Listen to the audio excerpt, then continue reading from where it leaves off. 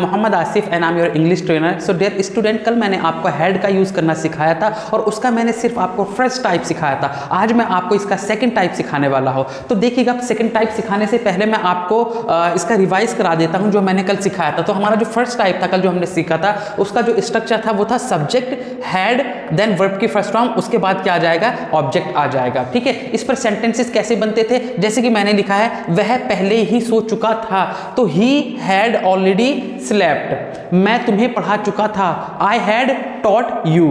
उसने, वह समझ चुका था, ही हैड अंडरस्टूड। यानी कि जहां पर पहले या जब इस तरह के वर्ड ना आए तब तो उसको हम बोलते हैं फर्स्ट टाइप।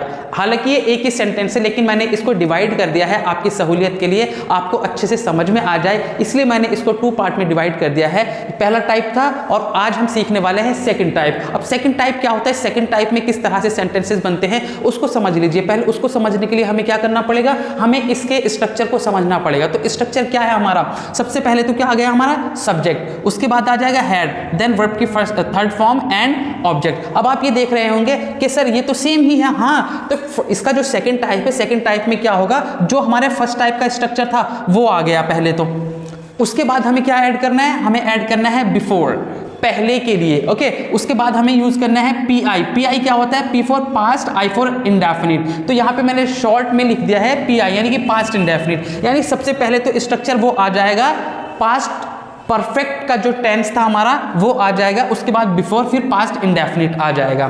ठीक है, ये तो हो गई स्ट्रक्चर की बात। लेकिन इसको बोलते किस तरह से, किस तरह के सेंटेंसेस इस पर बनाए जाते हैं। देखिएगा, मैंने यहाँ पर सेंटेंस लिखा, मेरे पढ़ाने से पहले ही। अब यहाँ पे क्लियर कर दी बात, मेरे पढ़ाने से पहले ही आप समझ चुके थे, यानी कि मैंने पढ़ाया भी नहीं और आप समझ चुके थे। तो कैसे बनाऊंगा मैं, यू हैड अंडरस्टूड। देखिएगा, सब्जेक्ट आ गया यू, उसके बाद आ गया हैड, उसके बाद वर्ब की थर्ड फॉर्म। अब यहाँ पे ऑब्जेक्ट था नहीं तो लगाया भी नहीं हमने। सो यू हैड अंडरस्टूड, आप समझ चुके थे मेरे पढ़ाने से पहले ही, बिफोर आई टॉट। यहाँ पे टॉट क्यों आया, क्योंकि यहाँ पे पास्ट इंडेफिनिट था और पास्ट इंडेफिनिट के पॉजिटिव सेंटेंसेस में हम किसका यूज करते हैं, हम सेकंड फॉर्म का यूज करते हैं। तो क्या बनाए, मेरे पढ़ाने से पहले ही आप समझ चुके थे। So you had understood before I taught. अभी इस पर कुछ सेंटेंसेस और बना लेते हैं। जैसे अगर मैं ये कहूं कि डॉक्टर के आने से पहले ही मरीज मर चुका था, क्या हो चुका था, जो काम पहले हुआ था उसको पहले बोलना है। क्या हो चुका था, पहले ही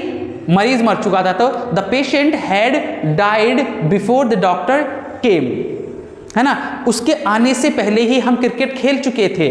सो हम क्या कर चुके थे, क्रिकेट खेल चुके थे। तो पहले काम तो खेलने का हुआ ना, तो we had played cricket before he केम।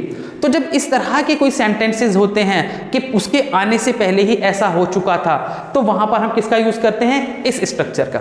अच्छा, इसमें एक छोटी सी बात और मैं आपको समझा देता हूं। कभी कभी हम सेंटेंस को इस तरह से भी मालूम करते हैं, जब आप घर पर आए ना तो मैं सो चुका था, जब उसने मुझे पढ़ाया तो मैं ऑलरेडी समझ चुका था। या फिर ऐसे बोल सकते हैं, जब आपने मुझे कॉल किया ना तो मैं निकल चुका था, जब आप रेलवे स्टेशन पर पहुंचे तो ट्रेन जा चुकी थी।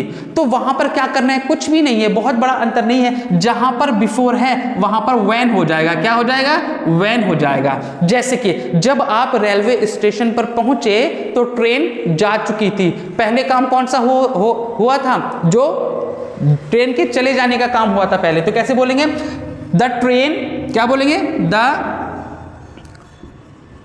Train had departed, the train had departed, है ना।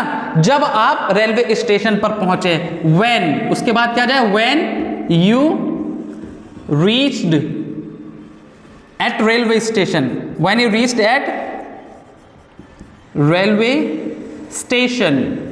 ये लीजिएगा, अगर यहाँ पे किसी को क्लियरली समझ में नहीं आ रहा है लिखा हुआ तो कोई बात नहीं, मैं बोल देता हूँ। सेंटेंस क्या था हमारा, सेंटेंस था कि जब आप रेलवे स्टेशन पर पहुंचे तो ट्रेन जा चुकी थी, है ना। The train had departed when you reached at the railway station.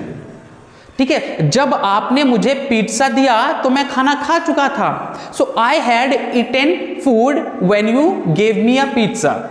Got it. तो जब इस तरह की कोई बात होती है, जब सेंटेंस में जब वर्ड आ जाता है तो वहां पर हम बिफोर की जगह व्हेन का यूज कर लेंगे, और जब सेंटेंस में पहले ही आ जाता है या पहले आ जाता है तो वहां पर हम किसका यूज कर लेते हैं, बिफोर का यूज कर लेते हैं।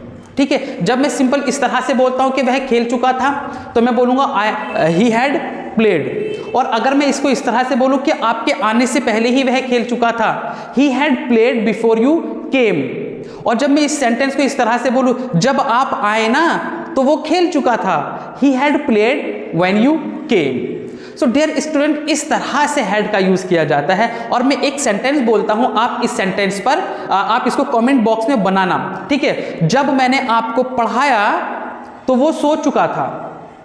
इसको किस तरह से बनाएंगे आप कमेंट बॉक्स में कमेंट कीजिएगा। Thank you very much.